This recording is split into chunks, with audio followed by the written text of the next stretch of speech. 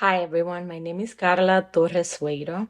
I'm an immigration attorney practicing family-based immigration. Today, I'm here to talk to you about 5 important things to know if you are an immediate relative of a USA citizen considering to apply for a green card. There are many different scenarios and categories that allow a person to apply for a green card. One of them is through a family member. Today, we're focusing only on those immediate relatives of USA citizens.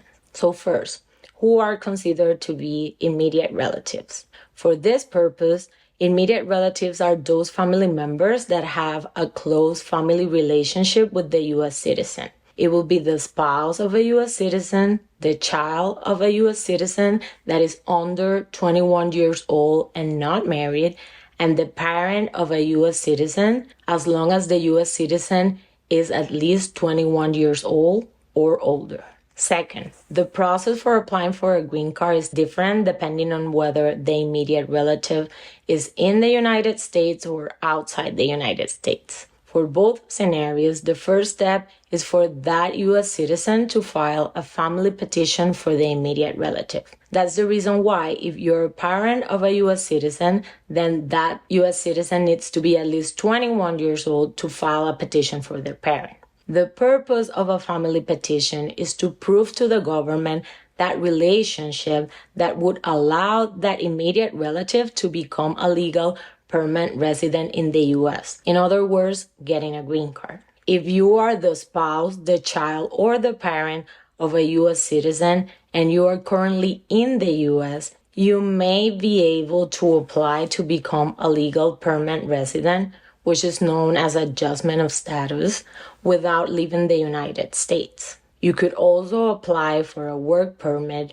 and a travel document if you anticipate the need to travel outside the United States while your family petition is pending, all at the same time that you file that family petition. If you are an immediate relative that is not currently in the U.S., then you will have to wait for a decision on the family petition. If your petition is approved, then you might apply abroad for what is called an immigrant visa in order to come to the United States and become a legal permanent resident.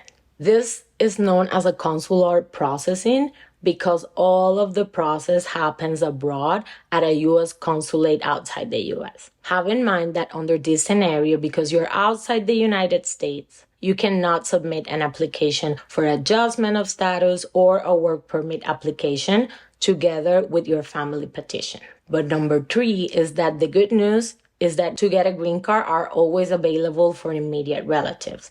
So if your petition is approved, you will immediately be eligible for an immigrant visa number to receive your green card. For other distant relatives and in other green card categories, that's actually not the case. For other scenarios, there's a limited number of immigrant visas and a green card is not always immediately available. Number 4, file one separate petition, Form I-130 for each immediate relative. For example, if you are a U.S. citizen filing a family petition for your spouse and their child, you will have to submit 2 separate forms I-130, one for your spouse and another one for the child.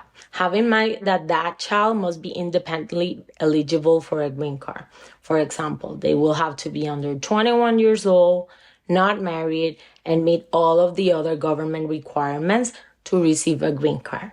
Last, the family petition fee, which is the fee required by the government when you submit that form I-130, is $535. Unfortunately, that fee cannot be waived. The U.S. government allows submitting a fee waiver with some immigration forms to show that you cannot pay the fees required by the government. There isn't a fee waiver for family petitions, and only some Afghan nationals can be considered for a fee exception. Well, thank you very much for your time. I hope this information was useful, and I wish you the very best on your immigration case.